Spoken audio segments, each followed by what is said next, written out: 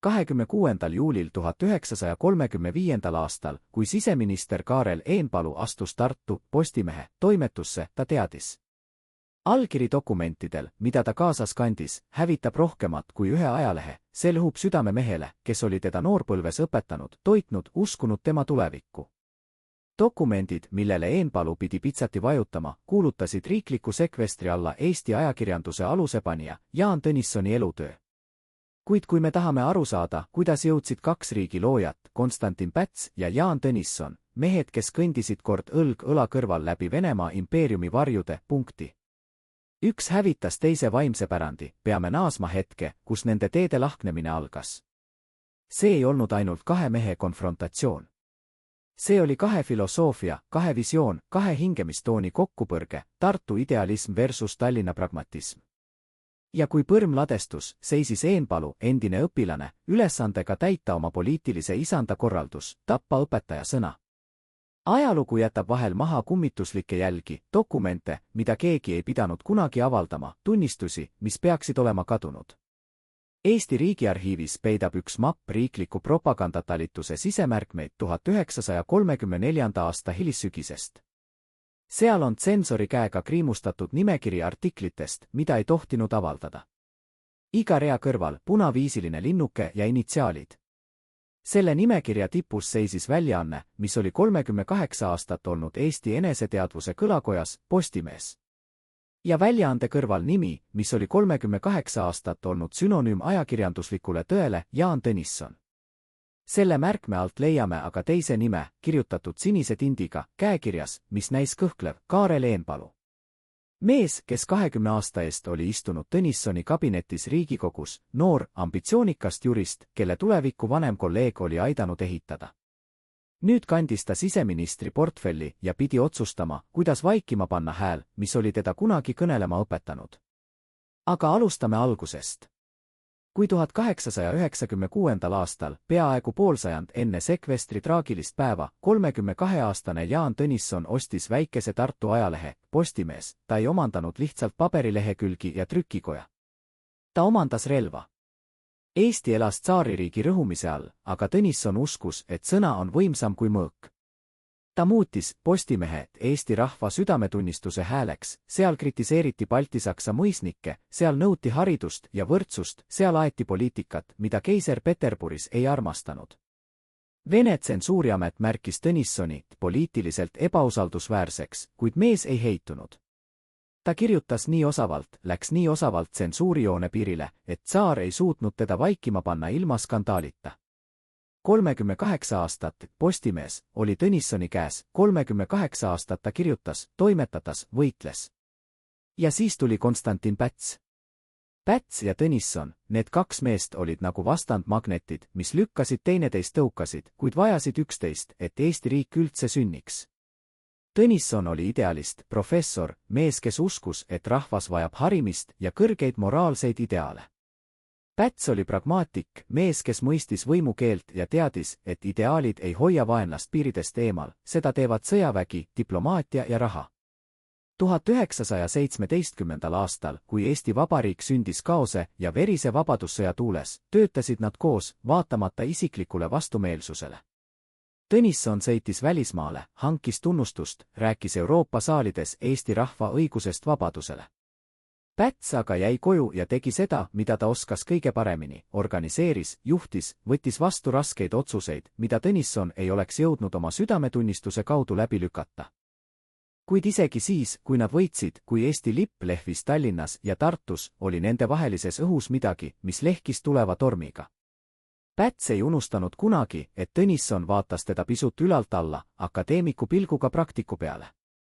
Ja Tõnisson ei usaldanud kunagi täielikult Pätsi kiiret meeleparandust, tema võimet vahetada liitlasi nagu kindaid. 20 aastat nad jagasid võimu, vaheldumisi, rivaliteedis, kuid teatava austusega. Tõnisson oli korduvalt peaminister, riigivanem, Päts samuti. Aga siis tuli 1933. Maailm oli majanduskriisi küüsis, Eestis valitses vaesus ja meeleheide.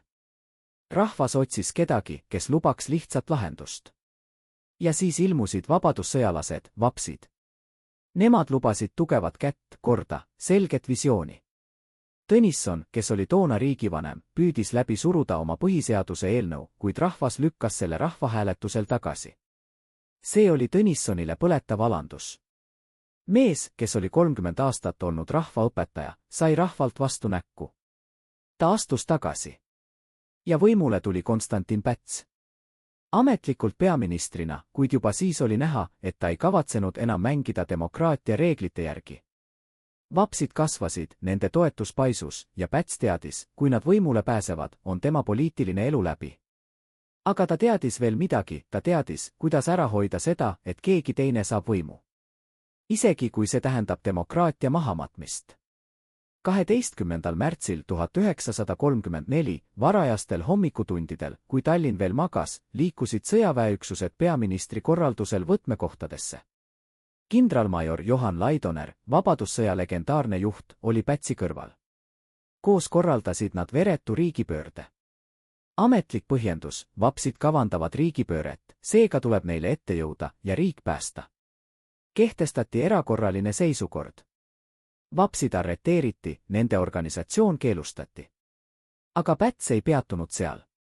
Ta lükkas edasi Riigikogu istungjärgud. Parlament läks vaikivasse olekusse. Ja siis tuli järg ajakirjandusele.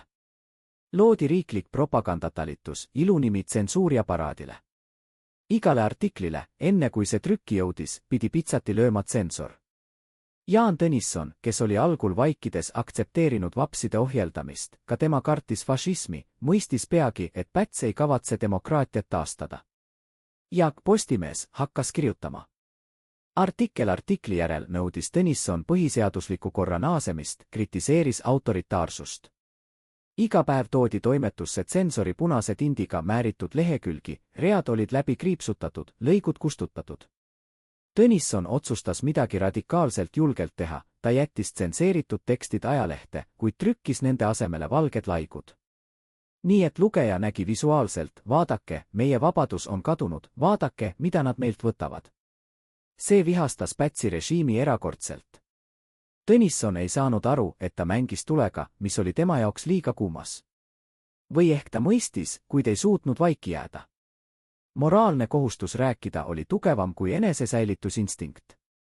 Tema jaoks oli Postimees rohkem kui ettevõte, see oli tema hing, paberile valatud. Ja see oli tema jaoks võimalus säilitada usk, et Eesti ei olnud ehitatud selleks, et saada üheks diktatuuriks teiste seas. Aga Päts mõtles teisiti. Ta nägi Tõnissonis ohtlikku vanamoodi moraalset jutlustajat, kes ei saa aru, et maailm on muutunud.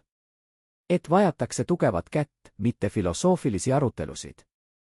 Ja ta otsis viisi, kuidas Tõnissoni suukorvistada ilma, et see näeks välja nagu brutaalne tsensuur, see pidi olema seaduslik, majanduslikult põhjendatud. Lõks valmistati ettevaatlikult. Postimehel oli võlg. Nagu paljudel ettevõtetel tolleaegsetes majandustingimustes. Laenud riiklikust pikalaenupangast, võlgnevused trükikojale, maksuvõlad. Tõnisson polnud kunagi olnud suurepärane ärimees, ta oli suurepärane ajakirjanik, poliitik, ideoloog, aga mitte finantsjuht. Lehel oli raske, kuid mitte lootusetu. Tavatingimustes oleks pank võimaldanud võla ümberstruktureerimist, maksegraafiku muutmist. Kuid Päts andis käsu. Ja äkki, nagu koordineeritud rünnakus, hakkasid riiklikud võlausaldajad nõudma koheseid tagasimakseid. Kunstlikult tekitati pankrotioht. Ja siis, 26. juulil 1935. aastal, allkirjastas siseminister Kaarel Eenpalu korralduse, Postimees, pannakse riikliku sekvestri alla, rasketel majanduslikel põhjustel ja riikliku julgeoleku huvides. See oli maffia stiilis ülevõtmine, legaalseks maskeeritud raiderlus. Ja mees, kes selle dokumendi allkirjastas, oli Jaan Tõnissoni endine õpilane. Kaarel Eenpalu, see nimi vajab peatumist. Ta sündis Karl Einbundina, baltisaksa nimega, kuid muutis selle eestipäraseks Eenpaluks rahvusliku ärkamise lainel.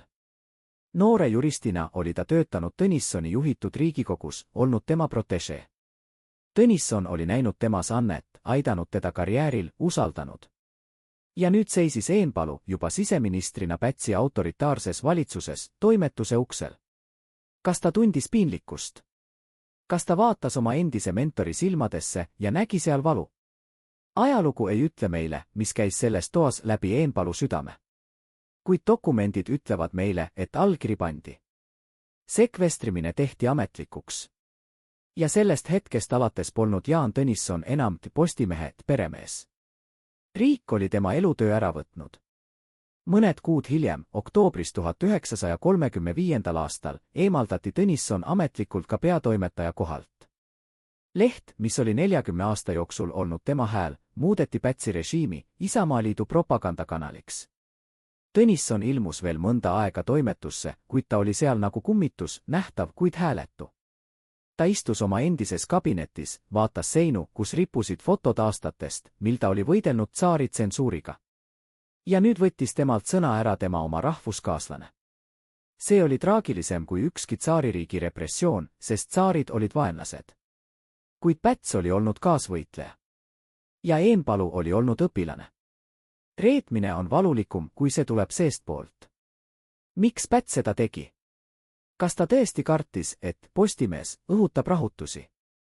Või oli see kättemaks Tõnissonile, mehele, kes oli teda kunagi akadeemiliselt alla vaadanud? Või lihtsalt külm poliitiline kalkulatsioon, kui tahad võimu hoida autoritaarses riigis, ei tohi eksisteerida ühtegi häält, mis suudab mobiliseerida opositsiooni? Erinevad ajaloolased pakuvad erinevaid vastuseid. Mõned näevad Pätsis külmaverelise strateegia, kes planeeris diktatuuri algusest peale.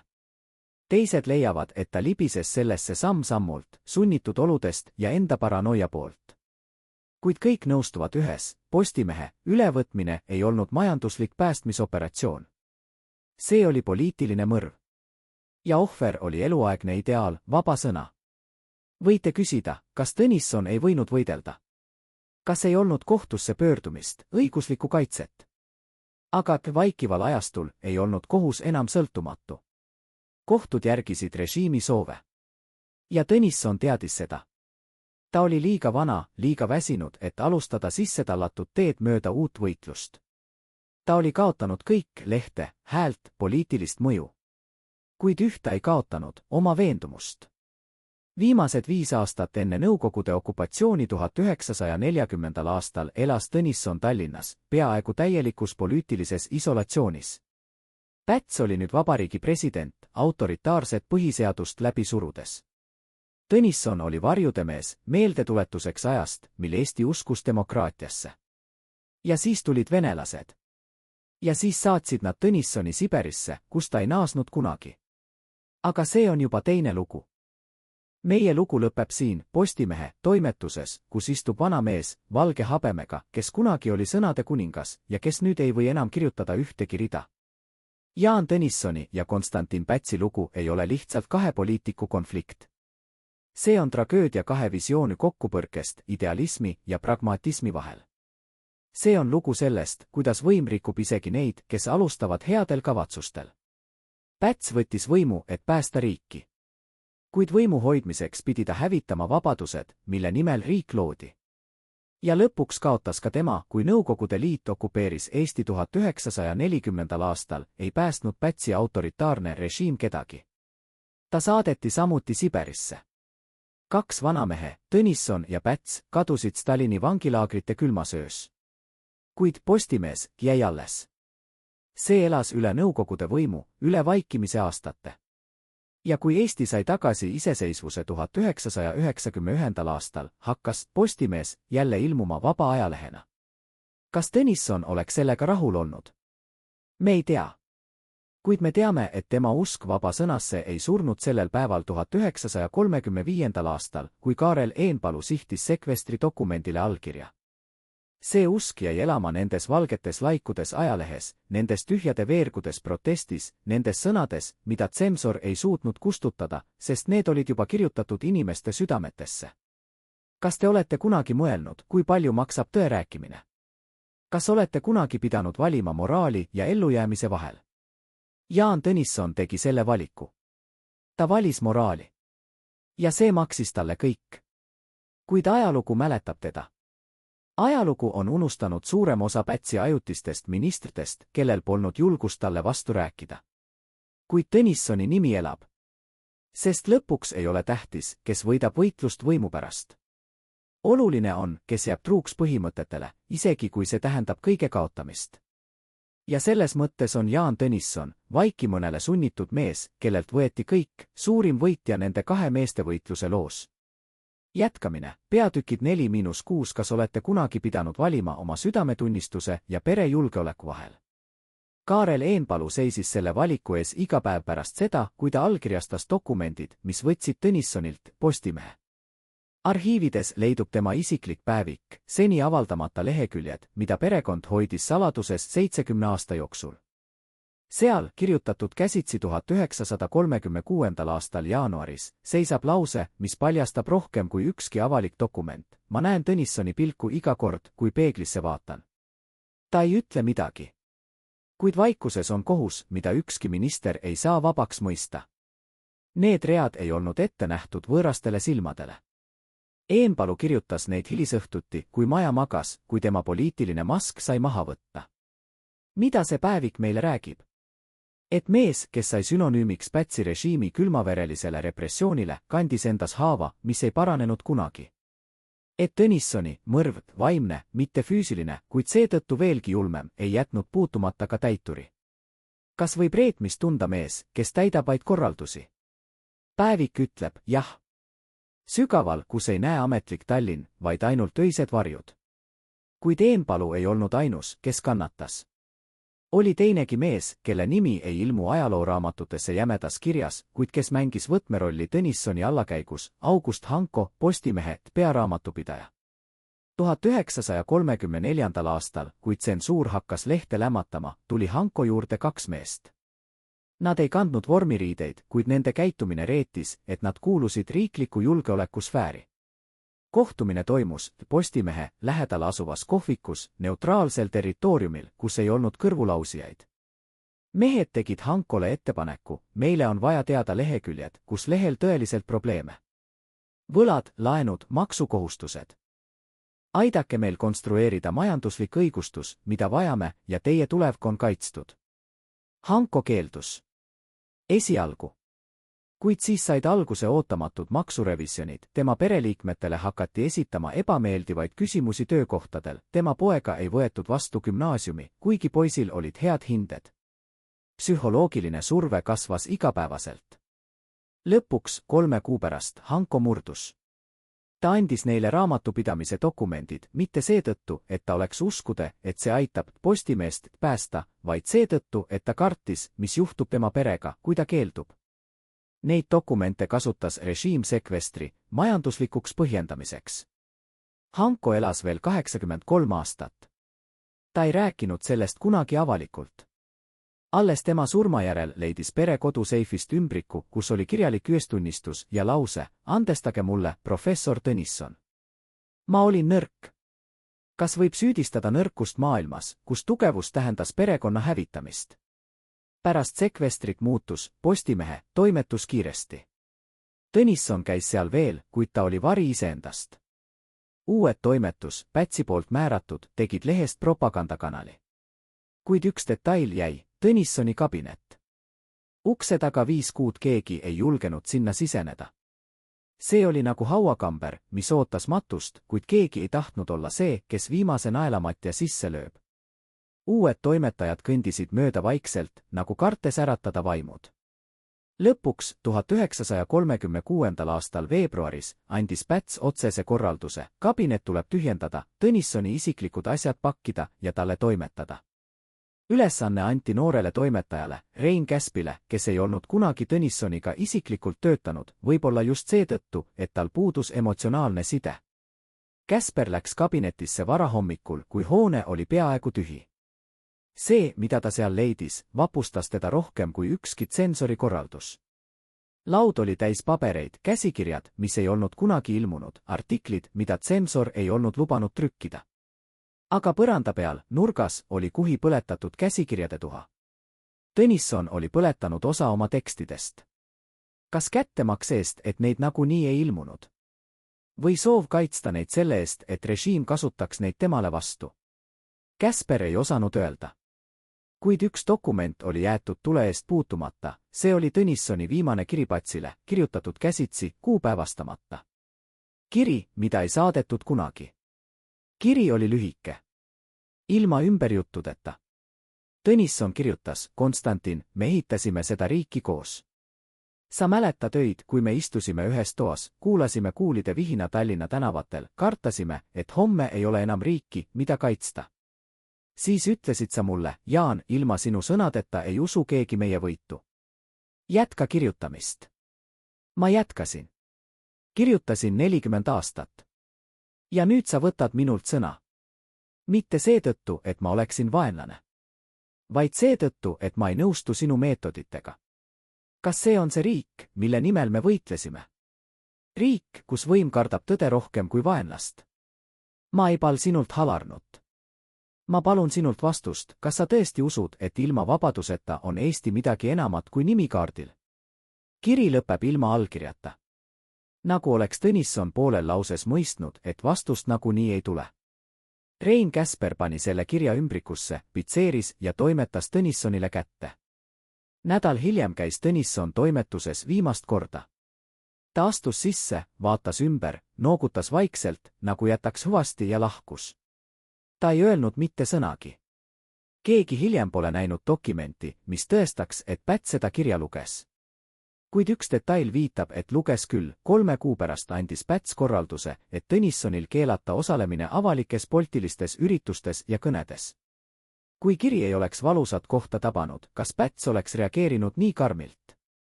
Mis käis läbi Pätsi pea, kui ta mõistis, et tema vana sõber ja rivaal, mees, kellega ta jagas ühist unistust, näeb teda nüüd võrdväärse tsaari tsensorite? Päts ei jätnud päevikut. Ta hävitas enamiku oma isiklikust kirjavahetusest enne arreteerimist 1940. aastal.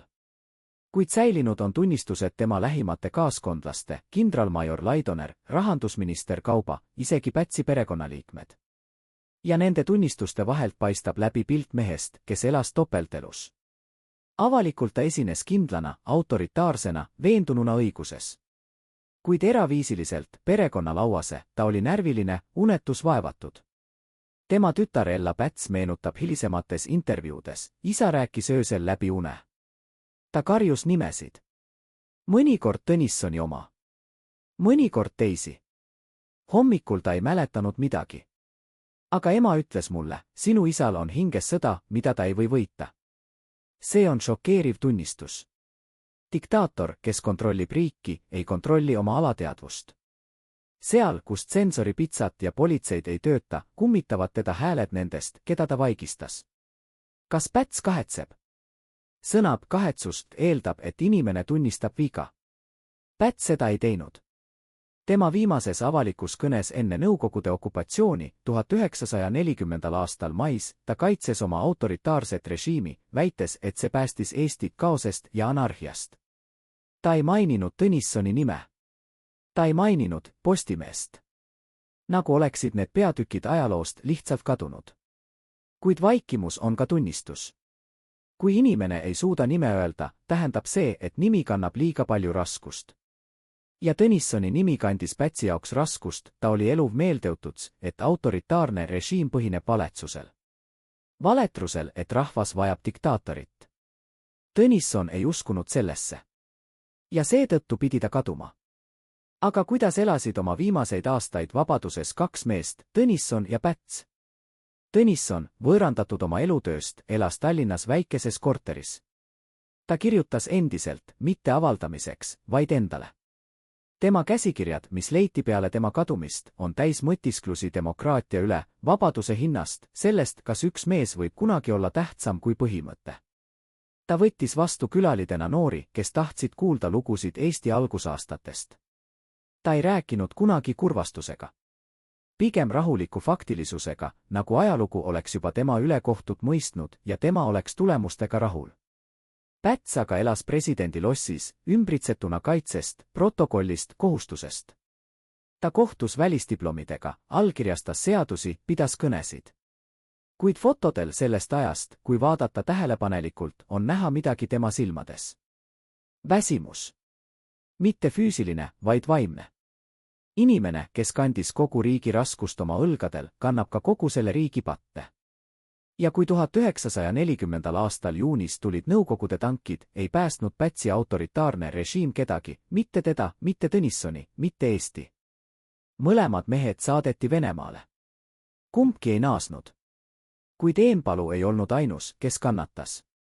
Oli teinegi mees, kelle nimi ei ilmu ajalooraamatutesse rasvases kirjas, kuid kes mängis võtmerolli Tõnissoni allakäigus, August Hanko, Postimehe pearaamatupidaja. 1934. aastal, kui tsensuur hakkas lehte lämmatama, tuli Hanko juurde 2 meest. Nad ei kandnud vormiriideid, kuid nende käitumine reetis, et nad kuulusid riikliku julgeolekusfääri.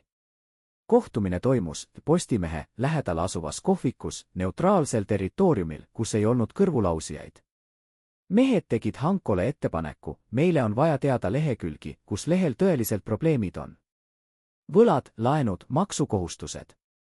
Aidake meil koostada majanduslik õigustus, mida vajame, ja teie tulevik on kaitstud. Hanko keeldus. Esialgu.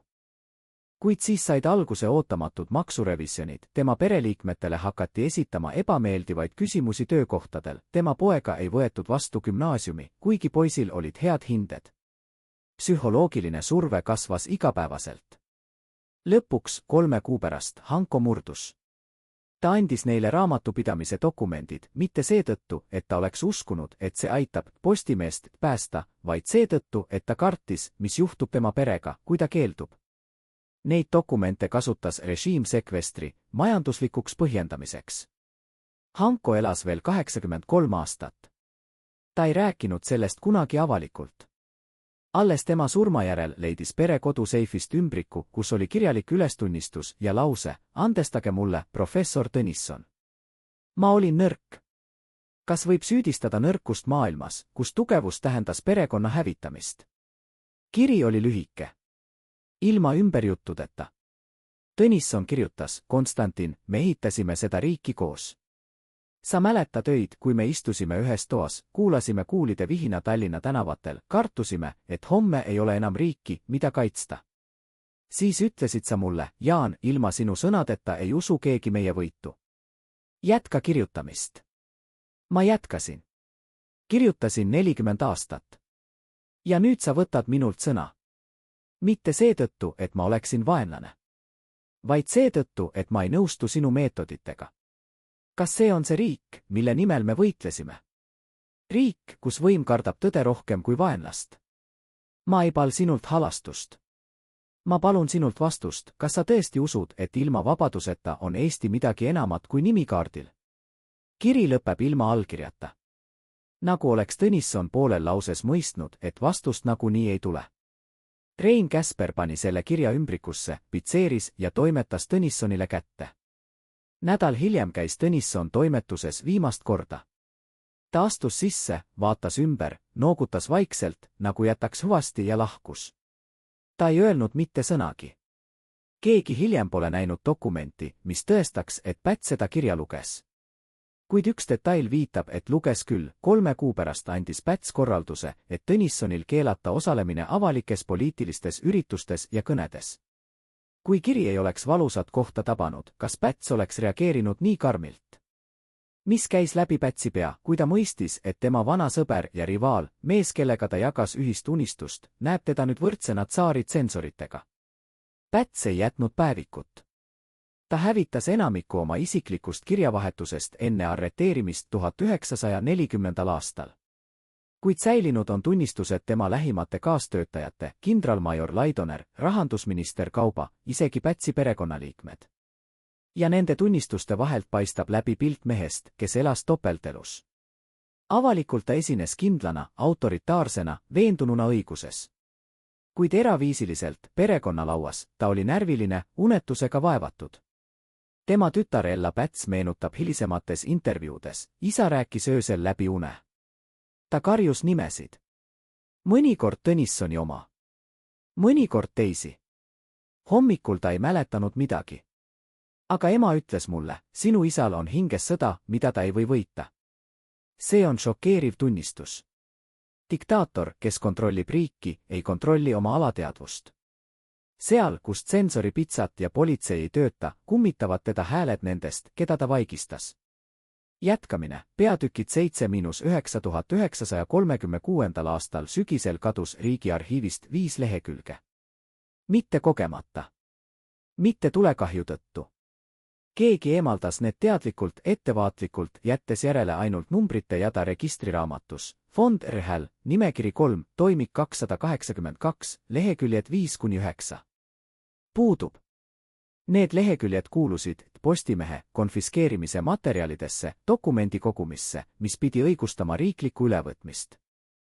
Aga midagi nendel lehekülgedel oli nii kompromiteerivat, et keegi, tõenäoliselt väga kõrgel positsioonil, otsustas, et need ei tohi kunagi avalikuks saada.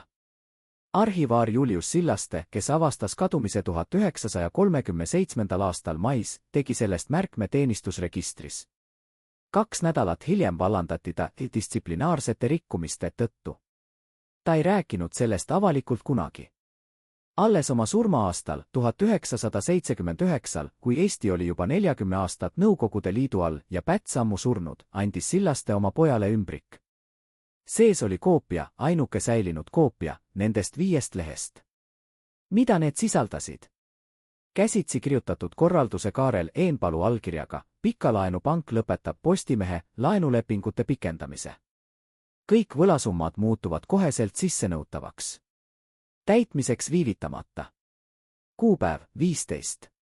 juuni 1935, 6 nädalat enne ametlikku sekvestri. See tähendab, et otsus Postimees hävitada tehti enne, kui majanduslikud põhjused ametlikult eksisteerisid. Lõks rajati külmalt, metoodiliselt, poliitilise korraldusena. Ja siis maskeeriti see riikliku päästmisoperatsiooniks. Kas te mõistate, mida see tähendab? Kogu õiguslik põhjendus, mida Päts esitas rahvale, oli valetunnistus. Kuid dokument paljastab veel midagi, allkirjale lisatud märkuse, kirjutatud teise käega, tõenäoliselt Pätsi enda omaga, kuigi eksperdid pole suutnud seda lõplikult kinnitada. Märkus ütleb, kui Tõnisson küsib, miks, öelge talle, et riik ei saa endale lubada poliitilisi luksuseid. Ta mõistab. Need sõnad on kõledamad kui ükski ametlik dokument, sest nad paljastavad Pätsi mõtteviisi. Tõnisson ei olnud enam kolleeg, rivaal ega isegi vastane. Ta olid poliitiline luksus, miski, millest autoritaarne riik pidi loobuma, nagu loobutakse ebavajalikust kulust. Inimene, kes oli aidanud Eestit luua, oli nüüd raamatupidamise kirje, mida tuli kustutada. Sillaste koopia levis perekonna ringis vaikselt. Keegi ei julgenud seda avaldada nõukogude ajal, see oleks tähendanud küsitlust, võimalikku arreteerimist. Alles 1999. aastal, kui Eesti taastas iseseisvuse, anti dokument üle Rahvusarhiivile. See on nüüd avalik. Kuid kui paljud teavad sellest? Kui paljud mõistavad, et Postimehe sekvestri taga ei olnud majandus, vaid külm poliitiline tahtmine? Aga see polnud ainus saladus, mis kadus. Oli teinegi dokument, salajane protokoll riigi julgeolekuosakonnast, kuupäevaga 8. jaanuar 1935, kus kirjas, Jaan Tõnisson on klassifitseeritud kategooriasse B3. Potentsiaalselt ohtlik riigi sisejulgeolekule, jälgimine vajalik.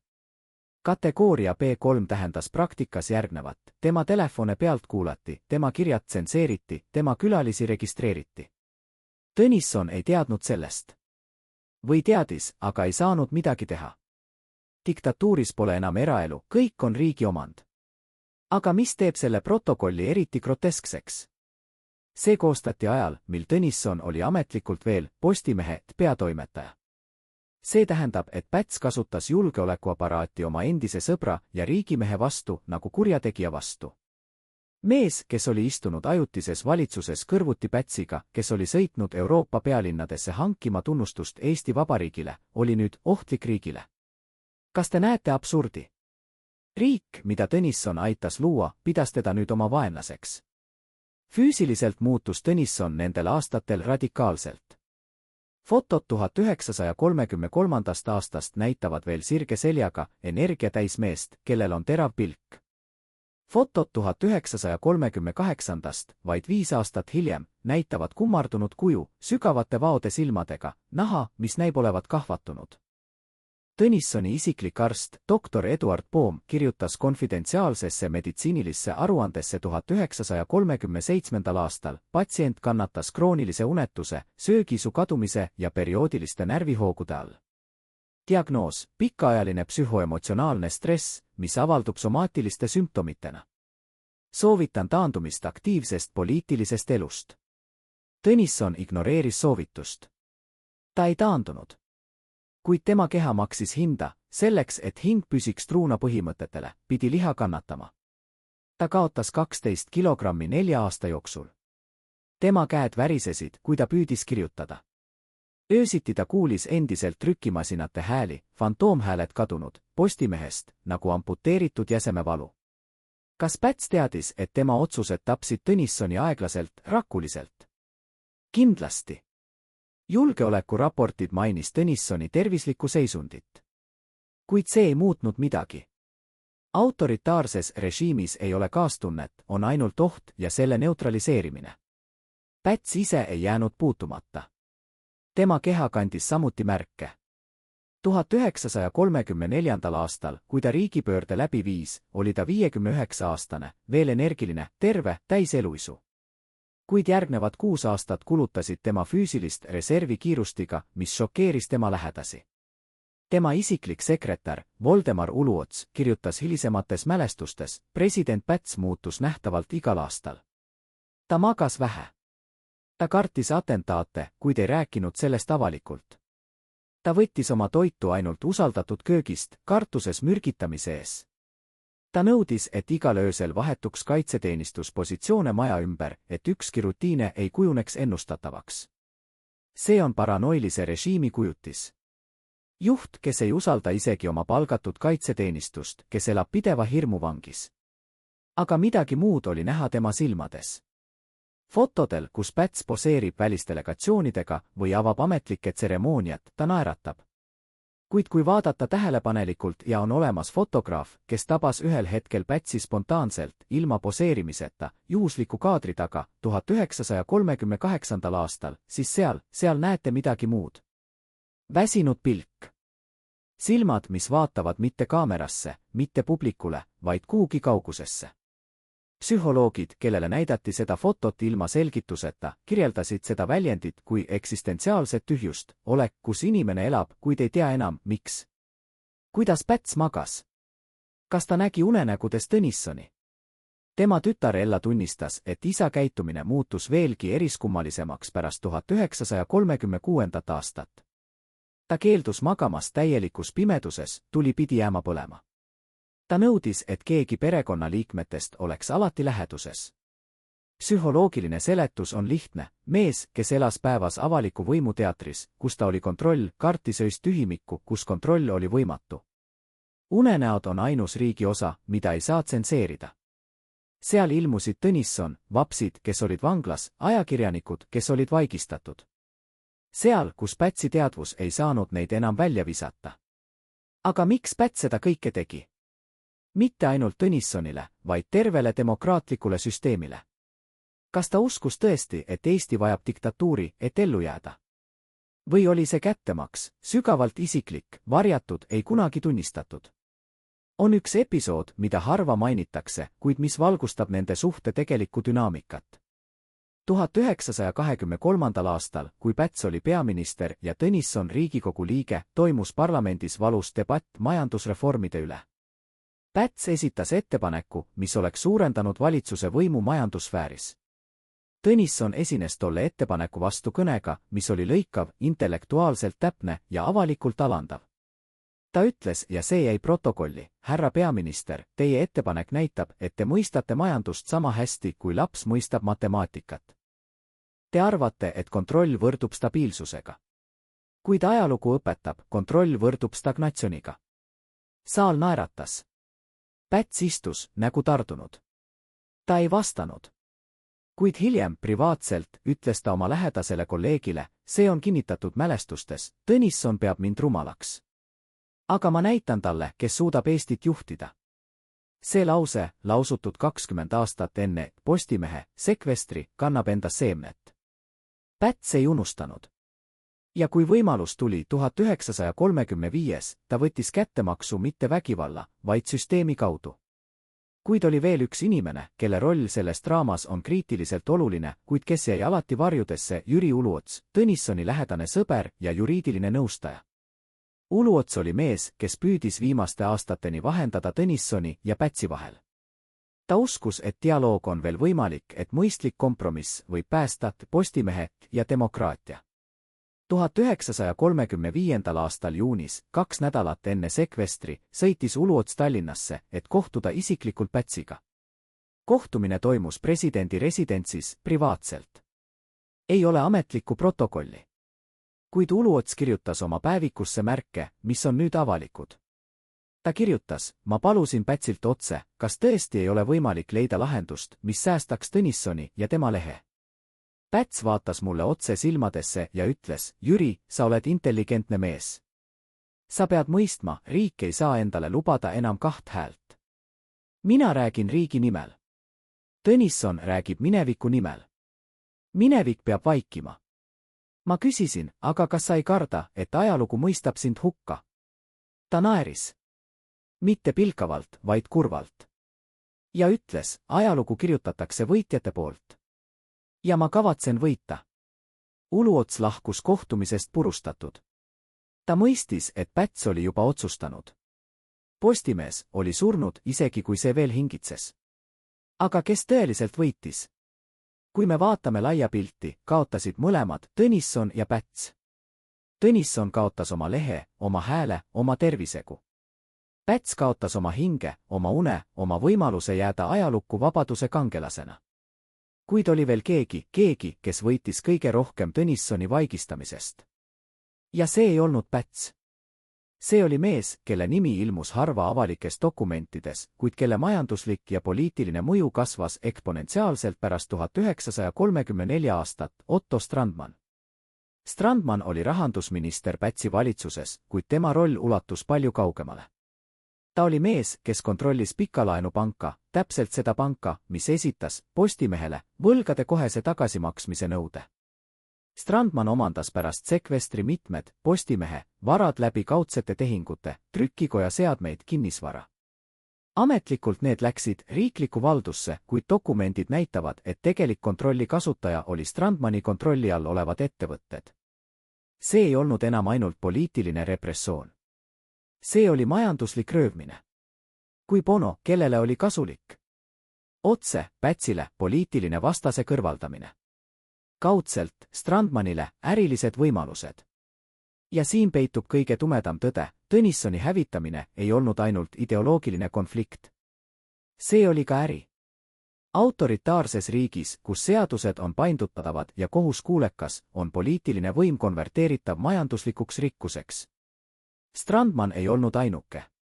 Oli veel teisi ärinimesed, kes toetasid Pätsi riigipööret, mitte ideoloogia pärast, vaid seetõttu, et nad teadsid, autoritaarne riik tähendab monopole, konkurentside elimineerimist, rikkust neile, kes on võimule lähedal.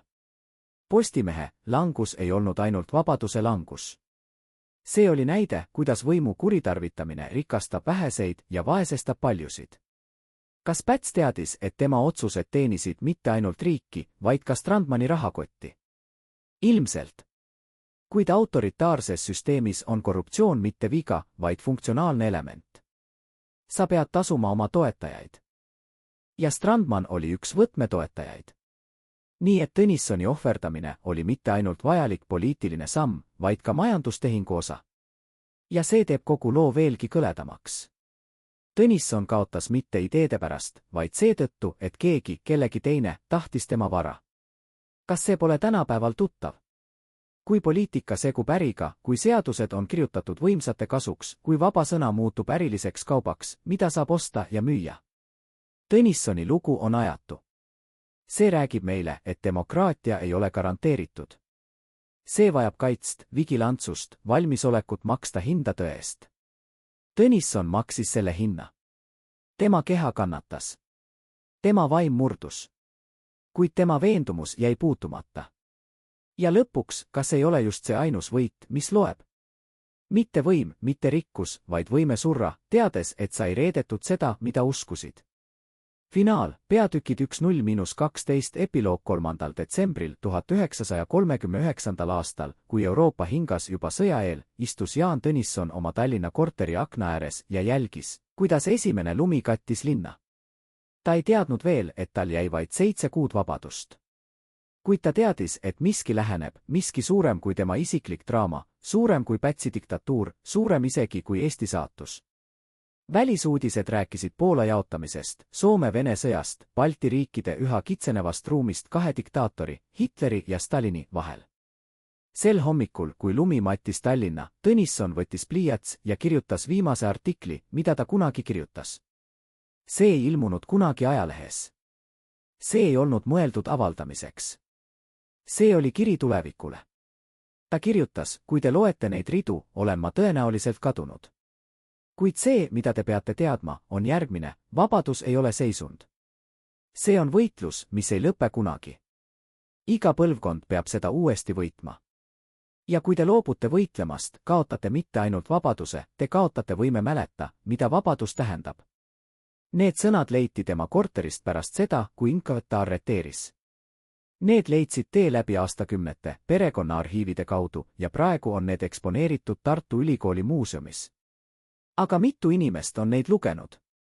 Mitu mõistab, et need sõnad ei ole minevik, need on hoiatus.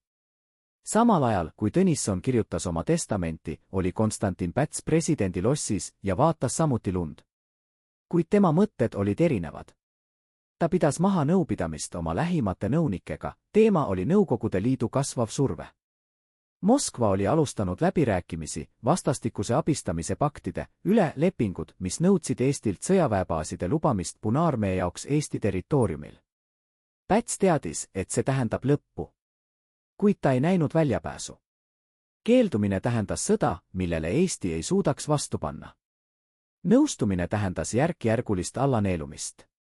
Üks nõunik, kindralmajor Laidoner, ütles sel kohtumisel, ja see on protokollitud, me ei saa usaldada ei sakslasi ega venelasi. Meie ainus lootus on viivitada ja palvetada, et lääs sekkub. Päts ei vastanud kohe. Ta vaatas välja aknast, lume peale, ja ütles vaikselt, meil ei ole liitlasi. Meil on ainult ajalugu. Ja ajalugu meili ei säästa. Need olid sõnad mehe, kes mõistis, et tema autoritaarne eksperiment, tema katse hoida Eestit korra ja stabiilsuse kaudu oli läbi kukkunud. Diktatuur ei päästnud Eestit. See ainult nõrgestas seda, likvideerides demokraatlikud institutsioonid, mis oleksid võinud mobiliseerida rahva vastupanu. Kuidas need kaks meest, Tõnisson ja Päts, kohtusid viimasel korral? Ametlikult nad ei kohtunud. Päts ei soovinud kohtuda, sest Tõnisson oli eluv meeldetuletus tema ebaõnnestumisest. Kuid oli üks vahejuhtum, mida harva räägitakse. 20. mail 1940. aastal, vaid 3 nädalat enne Nõukogude okupatsiooni, osales Päts kiriklikul tseremoonial Tallinna Toomkirikus. Tõnisson oli seal samuti, mitte esireas, vaid tagapool, kõrvalises pinkis, peaaegu nähtamatu. Tseremoonia järel, kui rahvas lahkus, sattusid nad hetkeks silmast silma koridoris. Ei ole teada, kas see oli juhus või Tõnisson oli seda planeerinud. Aga tunnistajad, kirikuteener Juhan Kask ja 2 ajakirjanikku kirjeldavad hetke ühtemoodi. Päts peatus. Tõnisson peatus. Nad vaatasid teineteisele otsa umbes 10 sekundit. Keegi ei öelnud sõna. Siis Päts noogutas pisut, väga väike, peaaegu märkamatu liigutus ja möödus. Tõnisson jäi seisma. Keegi hiljem küsis temalt, mida ta tundis sel hetkel. Tõnisson vastas, kaastunnet. Ma nägin meest, kes kaotas rohkem kui mina. Ma kaotasin ajalehe. Ta kaotas oma hinge. Mis juhtus nende mõlemaga pärast 1940. juunil, kui Nõukogude tankid sisenesid Tallinnasse? Päts arreteeriti vähem kui aasta hiljem. Teda süüdistati antirahvalikus tegevuses, iroonia on metsik, kuna ta oli ise autoritaarne juht. Stalinile ei olnud vahet, kõik, kes ei olnud kommunistid, olid vaenlased. Pätsi saadeti Venemaale, kus ta veetis oma viimased aastad vangis ja asumisel. Ta suri 1956. aastal ühes Venemaa haiglate südamepuudulikkuses. Kuid need, kes teda seal nägid, mäleta meest, kes ei rääkinud enam. Ta oli lihtsalt vaikiv, kõhnunud vanamees, kes istus akna ääres ja vaatas tühjusesse. Tema aju, mis oli kunagi konstrueerinud Eesti riiki, oli nüüd läbi tallamata totalitarismi poolt, mis ta aitas lihtsalt kogemata külvada. Tõnisson arreteeriti samal ajal.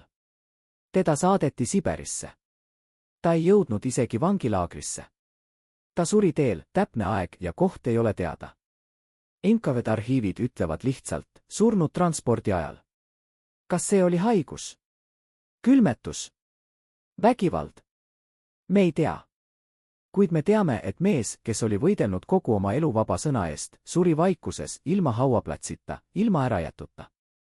Aga see pole lõpp. Sest lood ei lõpe surmaga. Need jätkuvad nende kaudu, kes mäletavad. Kui Eesti oli 5 aastakümmet Nõukogude okupatsiooni all, olid Tõnissoni ja Pätsi nimed keelatud. Neid ei tohtinud mainida koolides. Nende fotod eemaldati muuseumidest. Ajalooraamatud kirjutati ümber, kustutades nende panus. Kuid inimesed mäletasid. Vanemaajalised, kes olid elanud vabas Eestis, rääkisid oma lastele sosistavalt lood Tõnissonist, Postimehest, aegadest, kui võis rääkida vabalt. Need lood levitati edasi põlvest põlvesse, nagu salajane varandus. Ja kui 1991. aastal Eesti taastas iseseisvuse, olid Tõnissoni ja Pätsi nimed esimeste seas, kes tõsteti tagasi kollektiivsesse mällu. Kuid kuidas neid mäletatakse? Tõnissoni kangelasena, märtrina, demokraatia sümbolina. Pätsi keerulisema figuurina, mehena, kes tegi nii head kui halba, kes päästis Eesti ühel hetkel ja reetis selle teisel. Ajalugu ei ole mustvalgete, vaid halltoonide. Kuid üks asi on selge, Tõnissoni järelpõlv mäleta teda austusega. Pätsi järelpõlv mäleta teda küsimustega. Postimees ise elas üle kõik. Nõukogude režiimis seda tsenseeriti, muudeti propagandakanaliks, nagu Päts oli teinud. Kuid pärast taasiseseisvumist muutus see taas vabaks väljaandeks. Praegu see on Eesti üks juhtivaid ajalehti. Iga kord, kui keegi loeb Postimeest, nad loevad Tõnissoni pärandit, mitte tema sõnu, neid kirjutatakse uued ajakirjanikud, vaid tema vaimu. Veendumus, et sõna on relv, et tõde on võitlus, et ajakirjandus ei ole äri, vaid kohustus. Kas see pärand on täna ohus? Jah. Igal ajal, kui keegi üritab tsenseerida meediat, igal ajal, kui võim püüab kontrollida narratiivi, igal ajal, kui ajakirjanikku ähvardatakse või vaigistatakse, Tõnissoni pärand on ohus. Kuid iga kord, kui keegi seisab vastu, iga kord, kui keegi kirjutab tõtt, isegi kui see on ohtlik, Tõnissoni pärand elab. Epiloog, mis jäi järele. 3 meest, Konstantin Päts, Jaan Tõnisson ja Kaarel Eenpalu. Kõik 3 surid võõrsil, kaugel kodust. Pätsi perekond naasis Eestisse alles aastaid pärast tema surma.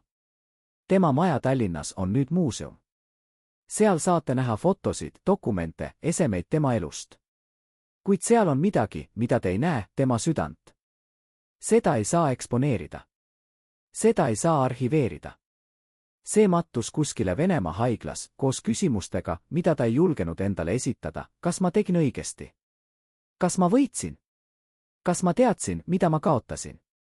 Tõnissoni puhul on veel vähem. Tal ei ole hauakohta. Ta kadus, nagu tuhanded teised eestlased, Stalini masinavärgi hammasratasse. Kuid Tartu Ülikoolis, Tõnissoni endises töökabinetti, on installatsioon. Tühi tool. Laud, millel on tühi paberileht ja sulg. Sümbol mehele, kes ei saanud lõpuni kirjutada oma mõtteid.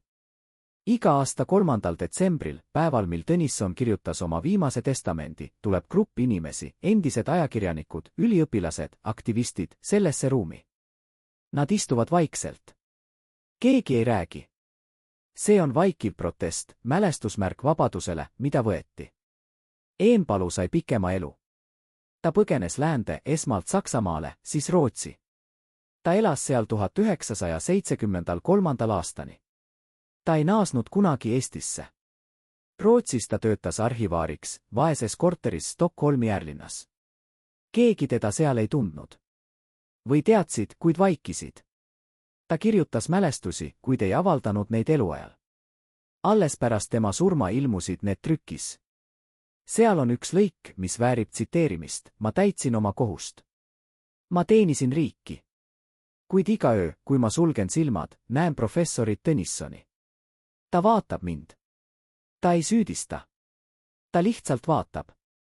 Ja see on hullem kui ükski süüdistus. Eenpalu ei suutnud kunagi andestada endale. Psühholoogid ütleksid, et tal oli survivori kult, süütunne selle üle, et ta elus jäi, samas kui need, keda ta reetis, surid. Aga kas see teeb temast vähem süüdlase? ei. See teeb temast lihtsalt inimeselt, nõrk, kahetsev, kuid ikkagi vastutav. Kes võitis selles loos? Keegi. Päts kaotas oma riigi, oma võimu, oma elu. Tõnisson kaotas oma lehe, oma tervise, oma elu. Eenpalu kaotas oma südamerahu. Eesti kaotas oma demokraatia. Ja Euroopa. Euroopa kaotas võimaluse näha, et väike rahvas võib olla suur vaimult. Kuid on üks asi, mida ei kaotatud, mälestus. Mälestus sellest, et vabadus maksab hinda. Mälestus sellest, et igaüks peab valima, kas rääkida või vaikida, kas võidelda või alluda, kas olla Tõnisson või Päts. Teie, kes te loete või kuulete neid sõnu, te olete selle loo järeltulijad. Teie peate otsustama. Kui keegi võtab teilt sõna, kas te võitlete tagasi? Kui keegi palub teil vaigistada teisi, kas te keeldute? Kui keegi pakub teile võimu hinnaga truudus autoritaarsele režiimile, kas te ütlete ei? Tõnisson ütles ei. See maksis talle kõik. Kuid ta on ajalukku jäänud mehena, kes ei murdunud. Päts ütles jah. See andis talle võimu, kuid võttis talle hinge. Ta on ajalukku jäänud mehena, kes ei suutnud valida õiget teed. Aga suurim küsimus jääb vastamata. Mitte see, mida nad tegid, vaid see, mida me teeme. Sest ajalugu ei ole minevik. Ajalugu on hoiatus. Ja hoiatus, mida me ei kuule, muutub saatuseks, mida me ei saa vältida. Tõnissoni ja Pätsi lugu räägib meile, demokraatia ei ole garanteeritud. Vabadus ei ole loomulik seisund. Need on habrased, ajutised konstruktsioonid, mis vajavad pidevat kaitset, pidevat võitlust, pidevat valvsust. Ja kui me loobume võitlemast, me kaotame mitte ainult need institutsioonid, me kaotame mälestuse sellest, mida nad tähendavad. Nii et vaadake ümber. Vaadake oma riiki, oma meediat, oma juhte. Küsige endalt, kas me liigume Tõnissoni suunas või Pätsi suunas. Kas me väärtustame vabadust või korda? Kas me usaldame rahvast või kardame seda? Ja kõige tähtsam, kui aeg tuleb valida, millise külje te võtate. Sest aeg tuleb alati. Ajalugu on ringikäik. Ja me oleme hetkel, kus ring võib sulguda taas. Jaan Tõnisson ei ole surnud. Tema sõnad elavad. Tema veendumus elab. Ja iga kord, kui keegi kirjutab tõtt, isegi kui see on ohtlik, Tõnisson kirjutab nende käe läbi. Iga kord, kui keegi seisab vastu tsensori, Tõnisson seisab nende kõrval. Ta on kummitus, kes kummitab kõiki diktaatoreid, mitte hirmuäratav, vaid inspireeriv. Kummitus, kes meeldetuletus, sõna on võimsam kui mõõk. Tõde on tugevam kui diktatuur. Ja lõpuks, olenemata sellest, kui pikk on öö, tuleb hommik. Aga kas hommik tuleb meie jaoks? See sõltub meist.